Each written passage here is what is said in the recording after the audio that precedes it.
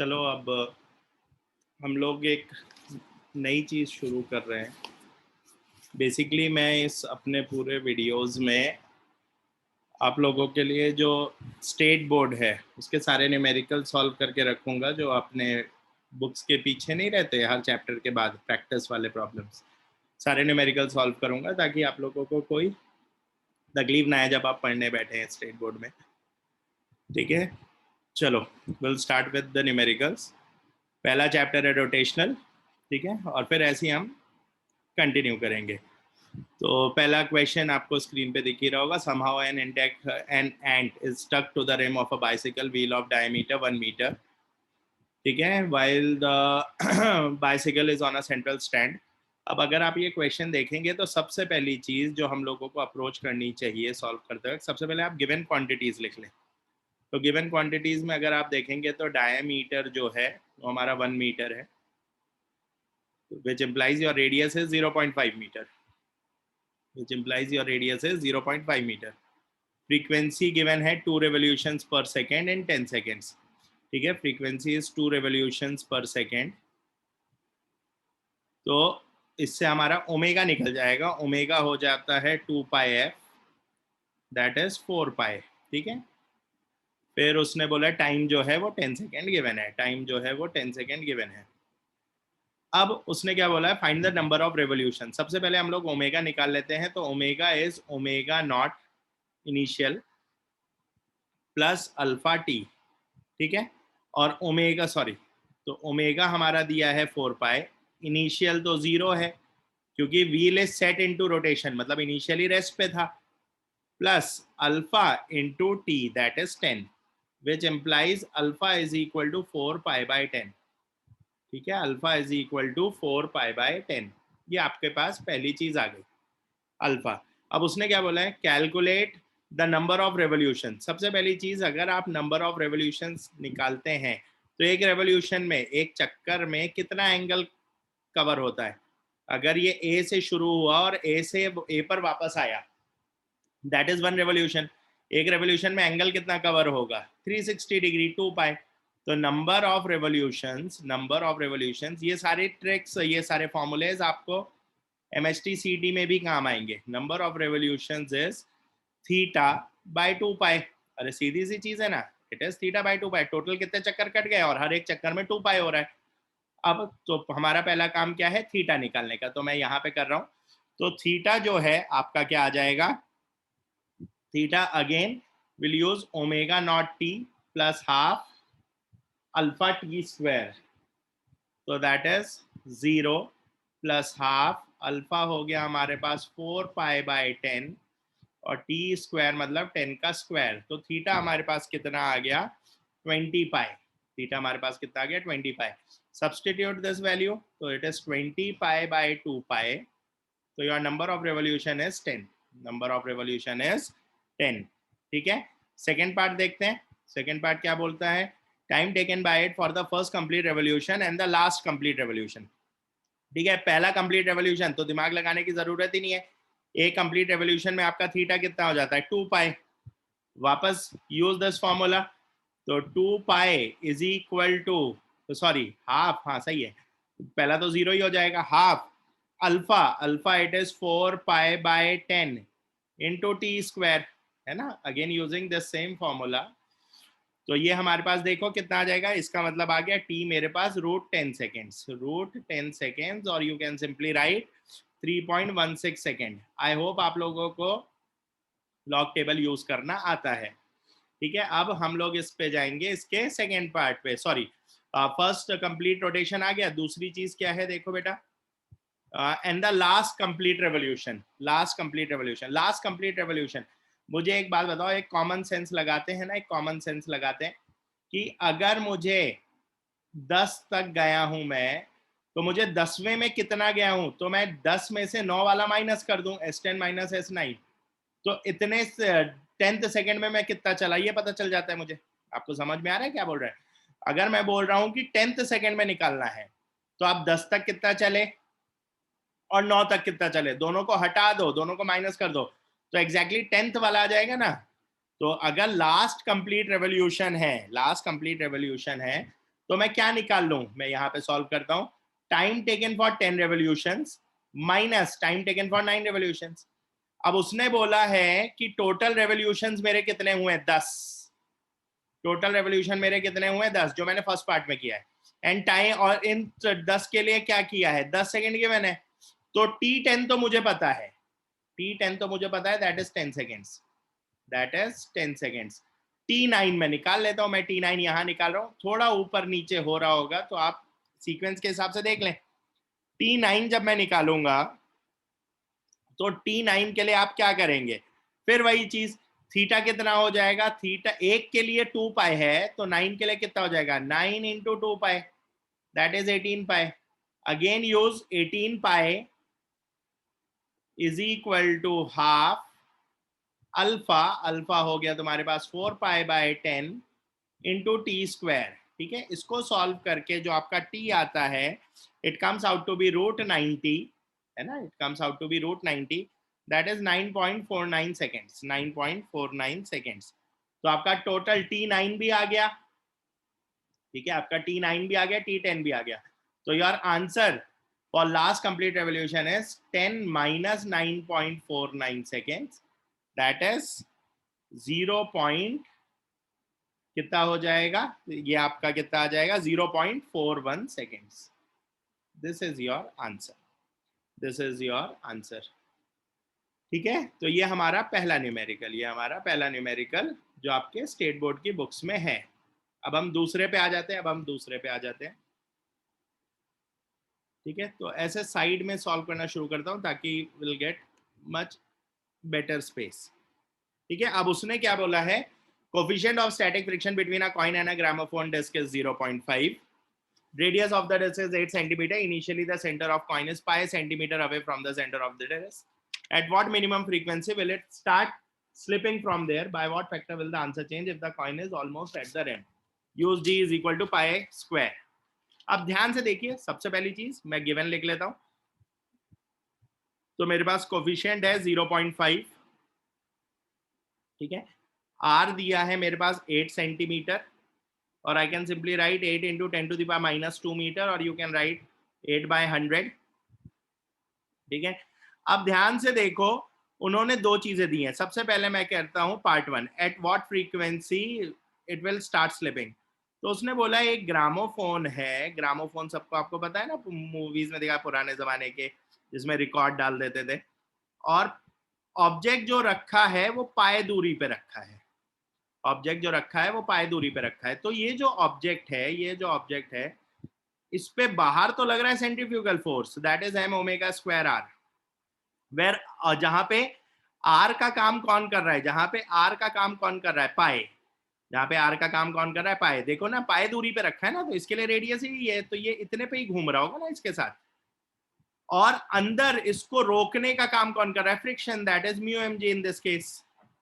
तो मुझे पता है mu m g is equal to m omega square r, तो m ने m को मार दिया, तो omega square is mu g by r, omega square को लिख सकते हैं, ओमेगा को लिख सकते हैं 2 pi f, omega is 2 pi f, तो this becomes 4 pi square f square, frequency निकालनी है ना मुझे, is equal to mu g by r, और simply your f square is mu g by 4 pi square r।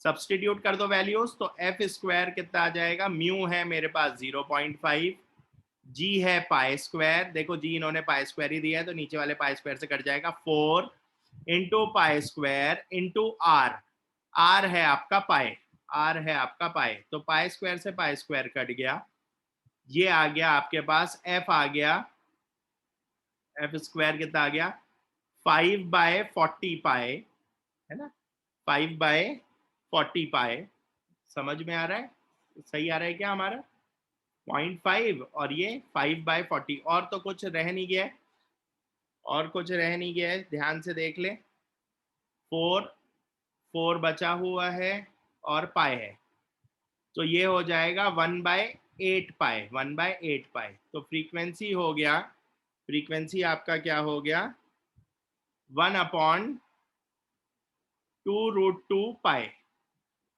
2√2 पाई। अब एक बार वापस check कर लेते हैं। म्यू है हमारे पास 0.5 और ओमेगा हो गया 4 पाई स्क्वायर। ठीक है, अब ध्यान से देखो पाई और यहाँ पे आ गया mu g upon 4 pi square r, mu g upon 4 pi square are.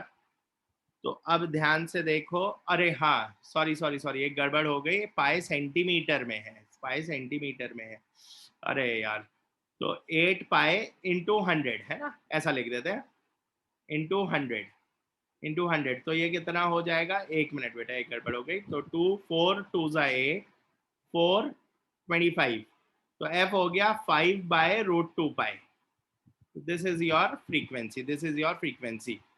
आप एक चीज ध्यान दें, आपके स्टेट बोर्ड की बुक्स में काफी गलतियां हैं, तो वहां पे ये आंसर गलत दिया हुआ है, वहां पे ये आंसर गलत दिया हुआ है।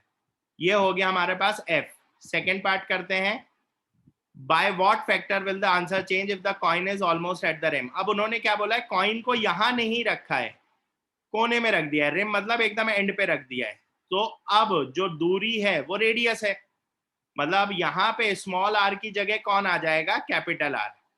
तो फिर मैं लिख देता हूं f dash square, it is mu g upon 4 pi square capital are.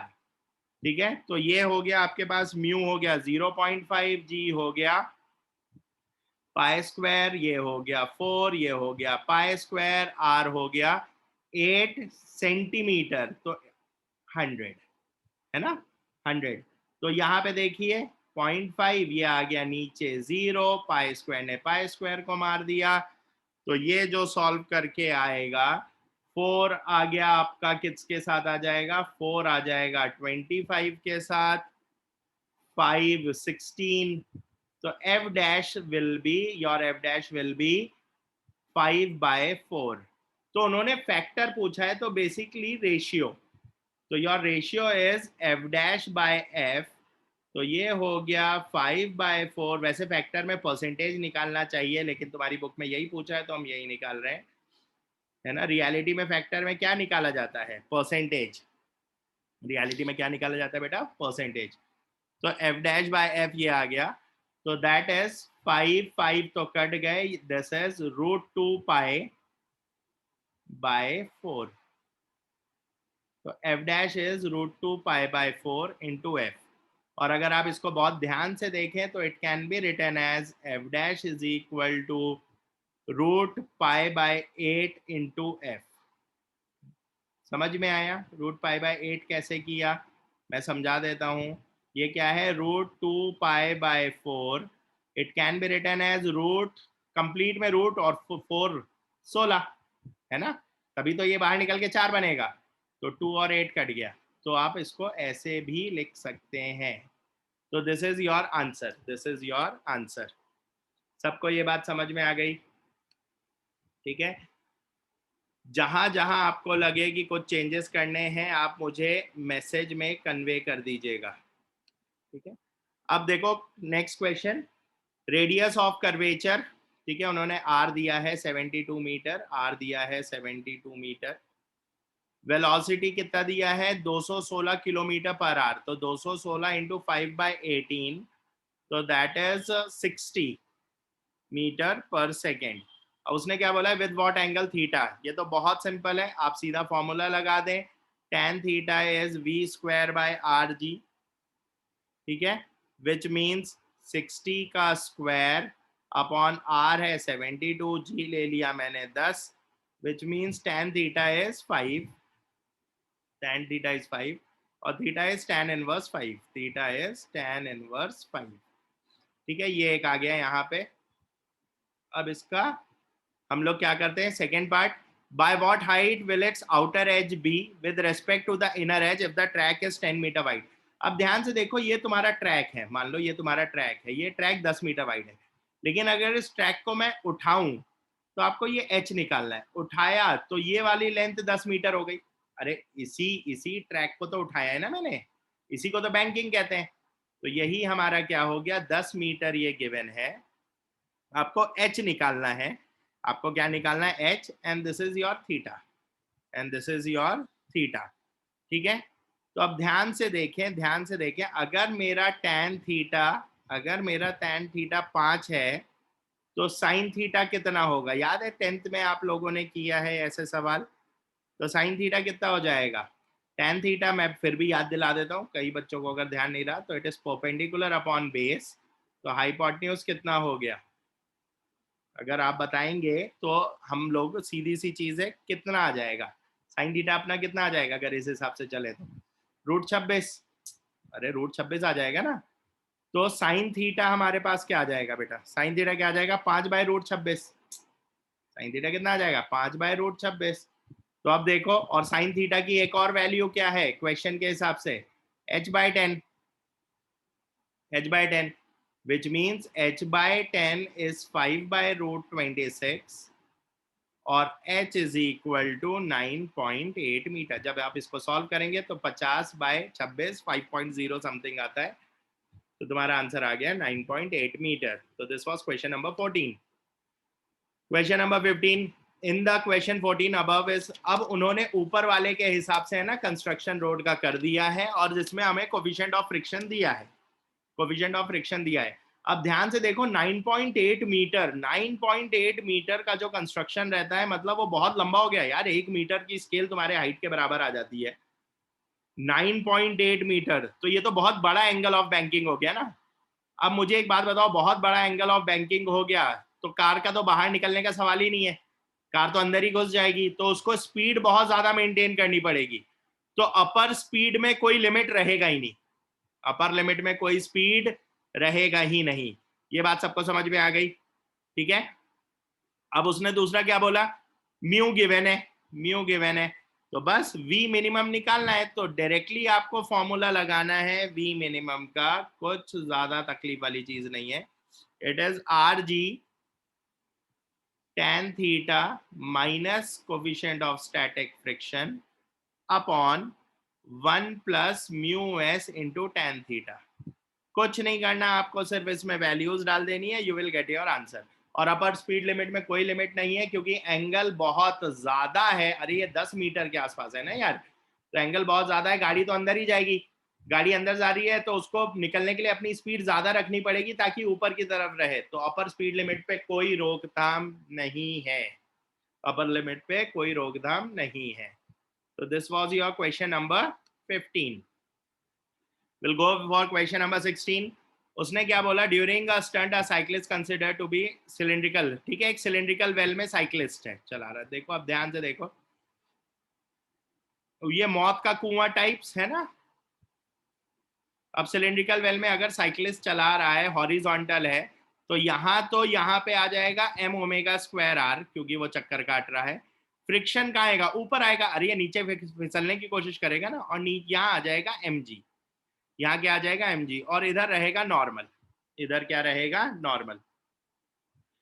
तो अब ध्यान से देखो, ओमेगा की लिख लें या mv²/r लिख लें, कोई फर्क नहीं पड़ता क्योंकि ये बाइक चला रहा है तो v आएगा, तो हमारे पास क्या आएगा? v आएगा। ठीक है, ये हमारे पास आ गया। अब ध्यान से देखें, ध्यान से देखें, अब उसने क्या बोला है? नेसेसरी कोफिशिएंट ऑफ फ्रिक्शन हमें गिवन है, रेडियस गिवन है, मास। तो sir how much minimum speed should, ये तो आपको डायरेक्टली फॉर्मूले से ही मिल जाएगा। पहला पार्ट तो √RG/μ, ठीक है, √RG/μ। वैल्यू सब्सटीट्यूट करिए, R की वैल्यू 6.05 है, G की वैल्यू है 10 और म्यू की जो वैल्यू है दैट इज 0.5। तो ये सॉल्व करने के बाद आपका आंसर आ जाता है 11 मीटर पर सेकेंड। अब उसने क्या बोला? मास आर्टिस्ट का 50 किलो है, तो फ्रिक्शन ने mg को बैलेंस किया हुआ है। उसने क्या बोला? अगर वो स्पीड बढ़ाए 20% से तो फ्रिक्शन क्या होगा? अरे फ्रिक्शन का तो स्पीड से कोई लेना देना ही नहीं है ना। फ्रिक्शन किसको बैलेंस कर रहा है? mg को। उसका स्पीड तो बढ़ा घटा उससे कोई लेना देना उसको नहीं है, उसको सिर्फ किसको बैलेंस करना है? mg को। तो m है 50, g है 10, तो दैट इज 500 न्यूटन। ठीक है, ये क्या हो गया बेटा? 500 न्यूटन। हाँ, क्वेश्चन नंबर 17 पे आ जाते हैं, क्वेश्चन नंबर 17 पे आ जाते हैं। A pendulum consisting of a length दी हुई है 20 centimetre, tiny bob of mass 100 gram. It's ठीक है, पहले लिख लेते हैं क्या क्या गिवन है। उस क्वेश्चन में लिखने की मुझे इतनी आवश्यकता नहीं पड़ी। 10⁻⁻2 मीटर्स, मास है 100 ग्राम्स, तो आई कैन राइट 100 इंटू 10⁻³ kg और परफॉर्म 75 आरपीएम, तो फ्रीक्वेंसी हो गया 75/60 आरपीएस पर सेकेंड, है ना। तो आरपीएस 65/60 कितना हो जाएगा, 15 4 15 5, तो ये हो गया 5/4 आरपीएस। ठीक है, calculate the kinetic energy and the increase in the gravitational potential. तो टाइम पीरियड हमारे पास क्या हो गया, टाइम पीरियड इज 1/फ्रीक्वेंसी, we can write it as 4/5 seconds.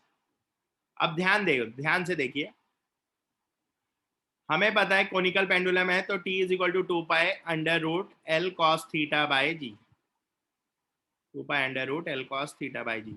t की वैल्यू है 4/5, ठीक है, का होल स्क्वायर, मैं स्क्वायर कर देता हूं, that is 4π² into L cos θ/g। ध्यान से देखो तो उसने पाई स्क्वायर की वैल्यू 10 बोली है, तो पाई स्क्वायर g को निपटा देगा। 4, तो ये हो गया 16/25, 16/25 इज इक्वल टू 4। L की वैल्यू कितनी है, 20/100 cos थीटा, है ना, 20/100 cos थीटा। तो ये हो गया 2 2, ये हो गया 5, ये हो गया 5, ये हो गया 4, तो ये हो गया 4, तो cos थीटा आ गया तुम्हारा 4/5। ध्यान से देखें, cos थीटा 4/5 आया, तो sin थीटा ये लगेगा, इसीलिए मैं अभी निकाल रहा हूँ, sin थीटा हो जाएगा, कैसे निकालते हैं मैं ऊपर बता चुका हूँ, 3/5, और tan थीटा की भी हमें जरूरत पड़ेगी, tan थीटा हो जाएगा 3/4। कैसे निकालते हैं अभी मैंने ऊपर बताया, ठीक है। तो ये आ गया मेरे पास। अब उसने बोला है काइनेटिक एनर्जी, काइनेटिक एनर्जी निकालना है, तो दैट इज हाफ mv², और हमें पता है v होता है rg tan थीटा, तो half m rg tan theta, ठीक है, ये आपका आ गया v², है ना। बस वैल्यू डाल दें, तो दिस इज हाफ, मास कितना है 100/1000, और यहाँ पे r जो है, आर बेसिकली, आर का काम कौन कर रहा है, अब ध्यान से देखें, बहुत ज्यादा इंपॉर्टेंट, ध्यान से देखें। ये हमारे पास एक पेंडुलम है जिसका ये लेंथ है L।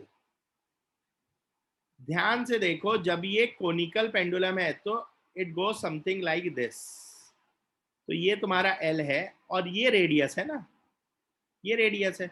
ध्यान से देखो तो your R is nothing but L sin theta, L sin theta. तो r की जगह हम लोग लिख देंगे L sin थीटा, तो L कितना है 20/100, sin थीटा मैं अभी निकाल चुका हूं, दैट इज 3/5, g है 10, और tan थीटा भी मैं निकाल चुका हूं, दैट इज 3/4। मैंने पहले ही बताया था ना कि ये सब लगेंगे। तो ये देखो आपका पास क्या हो गया, ये सॉल्व 0 0 0, तो इसने इस 1000 को निपटा दिया, ये 2 ने इस 2 को निपटा दिया, ये 10 ने यहाँ निपटा दिया। तो ये हमारे पास देखो कितना आ रहा है, 3 3 9, ठीक है, और तो कुछ आ नहीं रहा है ना, और तो कुछ आ नहीं रहा है हमारे पास। cos थीटा 4/5 हो गया। अब यहाँ पे हम लोग आ जाते हैं, तो अब आप इसको सॉल्व कर लेंगे, तो 9/20, ठीक है, 9/20। कैलकुलेशंस पे आप लोग एक बार ध्यान दे दीजिएगा, तो L sin थीटा, और ये हो गया हमारे पास 9/20, तो this is your answer, this is your answer. अब आप दूसरे पे आ जाएंगे, काइनेटिक एनर्जी हो गया है, अब पोटेंशियल एनर्जी की बात करते हैं। अब ध्यान से देखें, मैं थोड़ा इस पे आ रहा हूं,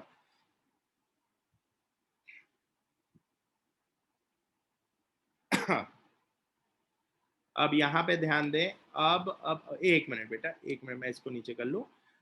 ये मेरे पास आ गया है ये ऐसा, और ये यहाँ पे ऐसे गोल चक्कर काट रहा है, ये ऐसे, ये गोल चक्कर काट रहा है। तो अब ये मेरे पास है हाइट, ये मेरे पास है हाइट, ठीक है, ये मेरे पास है हाइट। ध्यान से देखें तो अगर ये L है तो ये हिस्सा L cos थीटा है,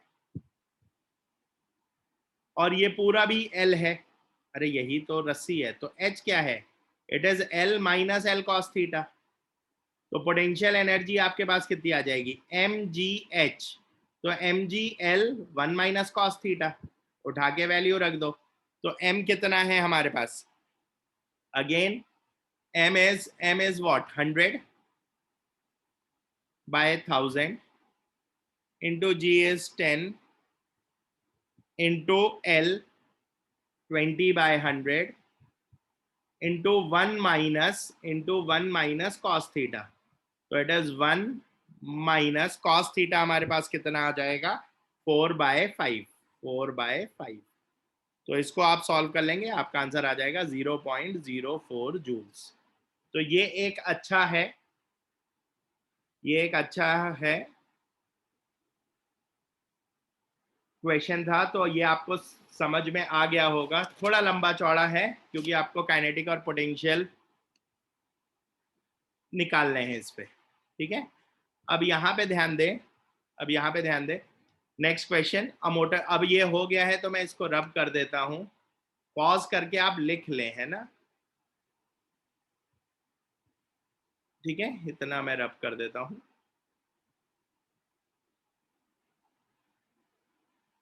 पॉज करके आप लिख लें। अब यहाँ पे ध्यान दें, a motorcyclist as a particle is undergoing vertical circles inside a sphere of death. ठीक है, एक वर्टिकल सर्कल है भैया, एक मोटरसाइकिल जा रहा है। अब मुझे पता उसने क्या बोला है, स्पीड जो है वो 6 और 10 के बीच में वेरी कर रही है। मिनिमम ऊपर रहती है, मैक्सिमम बॉटम पे रहती है। तो वी टॉप स्पीड उन्होंने दी है 6 और वी बॉटम की स्पीड उन्होंने कितनी दी है? 10 मीटर पर सेकेंड। हाँ, लेकिन ये स्पीड मिनिमम नहीं है, उसने बोला है कि इसकी स्पीड 6 से 10 के बीच में। बच्चा क्या क्या लिख देता है? रूट RG 6 है। बच्चा क्या लिख देता है बेटा? रूट RG 6 है। रूट RG 6 नहीं है यार, है ना, रूट RG 6 नहीं है। टॉप पे उसकी स्पीड 6 है, बॉटम पे 10 है। अब उसने बोला है मिनिमम वैल्यूज निकालनी है इनकी, कि टॉप पे कम से कम कितनी हो सकती है, बॉटम पे कम से कम कितनी हो सकती है। क्वेश्चन समझ में आया? क्वेश्चन समझ में आया और बच्चा कहाँ गलती करता है वो समझ में आया। तो ध्यान से देखें, अगर मैं एनर्जी कंजर्वेशन लगाऊं, लेट्स से बॉटम पे स्पीड में मान लेता हूं VB और यहां पे मैं स्पीड मान लेता हूं VT, तो हाफ mvb², एनर्जी कंजर्वेशन लगा रहा हूं, इट इज हाफ mvt²। आप लोगों से रिक्वेस्ट है कि आप लोग गाइड फॉलो ना करें न्यूमेरिकल्स के लिए। mg इंटू 2r, अगर ये रेडियस r है तो, ठीक है। तो हाफ हाफ, तो m निपट गया, तो vb² माइनस vt² एलसीएम ले लेंगे तो ये हो जाएगा 4gr। गाइड कृपया करके फॉलो ना करें। तो ये हो गया 100, क्योंकि उसमें आपको समझेगा नहीं चीजें आई कहां से, अपॉन 4g, तो 40 इज रेडियस। तो 100 माइनस 36 दैट इज 64, 64/40, तो ये आ गया 1.6 मीटर। ठीक है, ये आ गया 1.6 मीटर। लेकिन मुझे तो डायमीटर निकालना है, तो diameter is 2r that is 3.2 metre. Numericals के लिए मैं अभी भी रिक्वेस्ट कर रहा हूं आप लोगों से, आप लोग गाइड फॉलो ना करें। गलतियां रहती हैं न्यूमेरिकल्स में काफ़ी, नहीं तो बहुत आंसर डायरेक्ट दे दिए जाते हैं जिसमें आपको कंफ्यूजन हो जाता है। जैसे एक क्वेश्चन आगे आएगा, वो गाइड में भी गलत दिया है, ठीक है। अब मेरे पास आर आ चुका है। अब आप मिनिमम स्पीड निकाल लें। मिनिमम स्पीड टॉप पे कितनी होती है? GR, है ना, GR। तो GR तो 10 इंटू 1.6, 16, 16 का रूट 4, खत्म। और V मिनिमम बॉटम पे कितनी होती है? ये टॉप के लिए था और ये बॉटम के लिए है, √5GR। और मुझे पता है it can be written as √5 into √GR। √GR तो 4 आ गया ना, तो your answer is 4√5 metre per second, खत्म। Your answer is 4√5 metre per second. चलो अब नेक्स्ट क्वेश्चन पे आ जाते हैं। क्या बोला गया है? A metallic ring of mass has moment of inertia 1 kg² when rotating about one of its diameters. It is molten and remolded. चलो सबसे पहले ऊपर वाली चीज पे, रिंग है मेरे पास, रिंग, और moment of inertia about its diameter. हमें पता है moment of inertia about its diameter is given by half mr² and that is equal to 1, that is equal to 1 kg per meter square. Sorry metre square. अब उसने क्या बोला, अब इस disc को मैंने पिघलाया विघलाया एकदम, है ना, पिघला विघला के डिस्क बना दिया, डिस्क बना दिया। और जब इसको अपनी ही एक्सिस से घुमाया, ये इसी एक्सिस पे घुमाया, तो इसका मोमेंट ऑफ इनर्शिया बताओ। तो मुझे पता है डिस्क में सेंटर से अगर मोमेंट ऑफ इनर्शिया निकाले तो that is also half mr square. तो your answer is nothing but 1। Your answer is nothing but 1। खत्म। हाँ, अब इस क्वेश्चन की बात कर रहा था मैं, क्वेश्चन नंबर 20, जो आपको गलत दिए हुए हैं गाइड में भी और तुम्हारी बुक में भी। ठीक है, इसका आंसर आपके बुक में भी गलत है और इसका आंसर आपके गाइड में भी गलत है। तो आप बहुत ध्यान से सुनिएगा।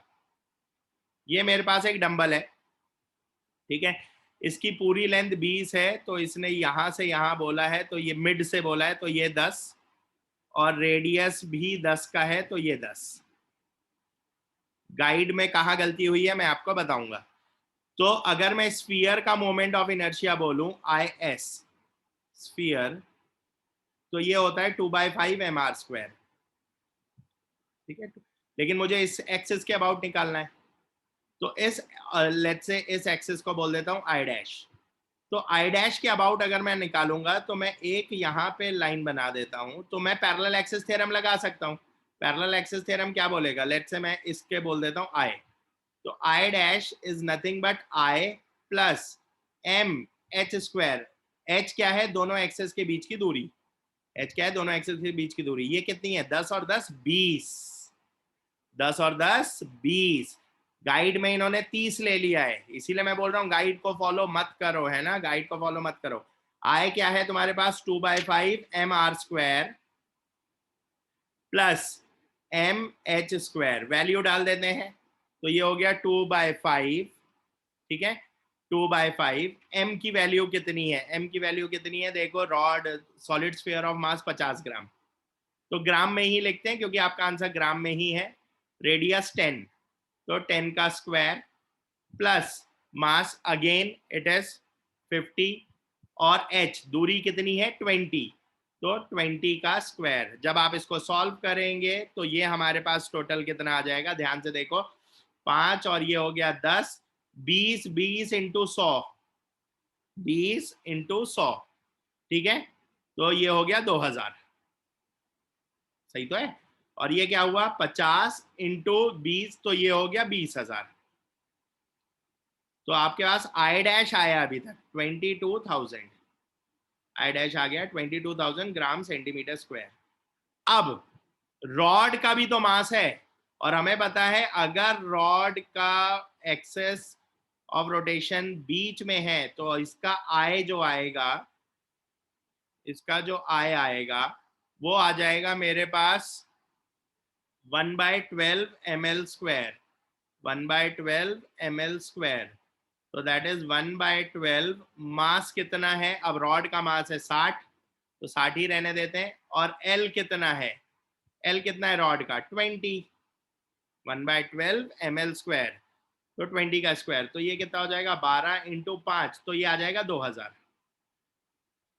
ठीक है, अब तुम्हारे पास जो total final moment of inertia आएगा, इसको मैं I डबल डैश लिख देता हूँ, या I फाइनल लिख लो, तो 2 into I dash. Why 2 into I dash, दो स्फीयर है ना यार, दो स्फीयर है, तो 2 इंटू आई डैश, अरे तुम्हें समझ में आ रहा है, प्लस आई, तो दैट इज 44,000 प्लस 2,000, तो your answer is 46,000 gram centimetre square. ये बहुत ढंग का क्वेश्चन था, ध्यान से देखना। ठीक है, अब नेक्स्ट है 21। A fly wheel used to prepare earthenware pot is set into uniform rotation. अब ध्यान से देखो, एक फ्लाई व्हील है जो अपना भैया एक्सेस पे अपना चक्कर मार रही है। बेसिकली फ्लाई व्हील एक ऐसा डिवाइस होता है जो एनर्जी कंजर्वेशन के काम आता है। ठीक है, अब ये हमारा घूम रहा है, इन्होंने फ्लाई व्हील बता दिया, वो चक्कर जिसमें आपको अर्थन पॉट बनाए जाते हैं। बेसिकली फ्लाई व्हील एक ऐसा डिवाइस होता है जो एनर्जी कंजर्वेशन के काम आता है। ध्यान से देखो, तो ये रोटेट हो रहा है 100 आरपीएम, ये रोटेट हो रहा है 100 आरपीएम, तो फ्रीक्वेंसी है 100/60 आरपीएस। ठीक है, तो ओमेगा हो गया 2πf। अब उसने क्या बोला है, ये हमारा बेसिकली डिस्क है, तो मोमेंट ऑफ इनर्शिया ओमेगा 1 लिख देता हूँ, F1 लिख देता हूँ, F1 इनर्शिया हो गया mr² बाय 2, क्योंकि डिस्क है ना, और हमारे पास ये है। अब उसने क्या बोला, अ लंप ऑफ क्ले। सेकंड में उसने क्या बोला, डिस्क में एक क्ले, अरे मिट्टी है, बर्तन बना रहे हैं तो क्ले डाल दिया इन्होंने, ठीक है, क्ले डाल दिया है जो एक x दूरी पे है। तो अब जो नया मोमेंट ऑफ इनर्शिया आएगा I2, वो एक तो इसका तो आएगा ही, किसका, फ्लाई व्हील का, जो डिस्क की फॉर्म में है।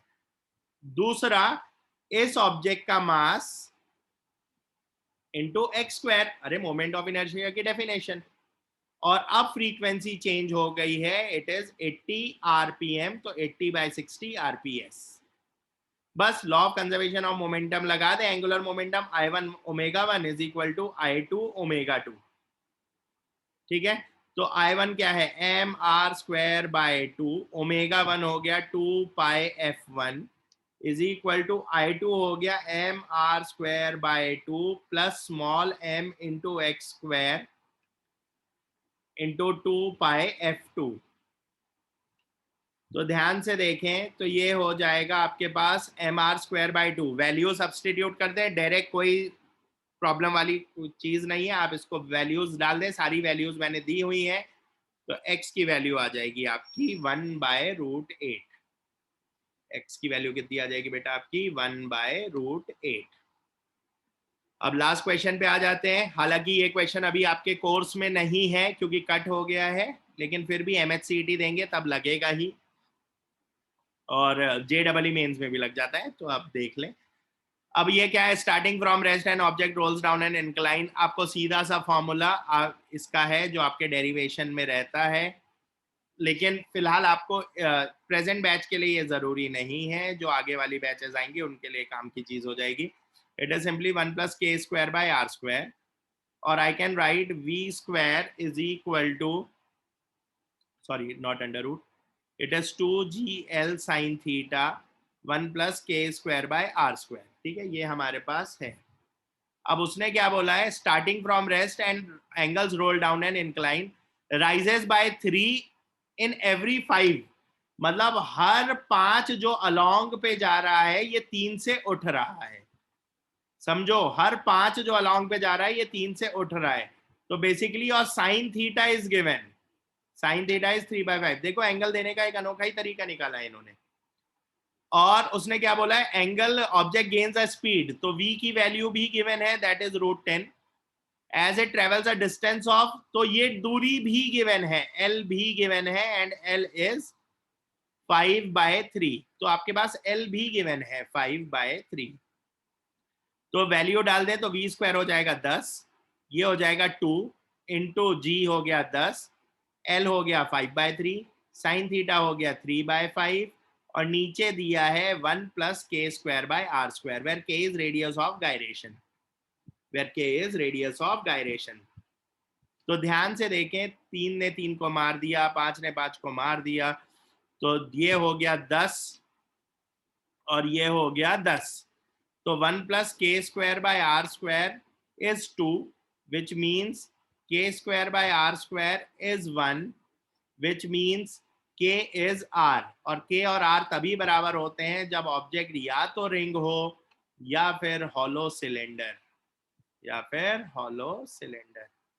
तो ये हमारा क्लास था, कैसा लगा वो मुझे बता दें, कोई कमी हो तो वो भी बता दें, हम लोग फिर आगे इसको बाकी चैप्टर्स के लिए भी मैं जल्दी से जल्दी कोशिश करूंगा कि 2 हफ्तों में सारे चैप्टर्स कवर कर लूं न्यूमेरिकल्स पॉइंट ऑफ व्यू से। और अगर कोई डेरिवेशन चाहिए तो वो भी आप मुझसे बता सकते हैं, मैं वो डेरिवेशन भी करा दूंगा। So with this, bye bye.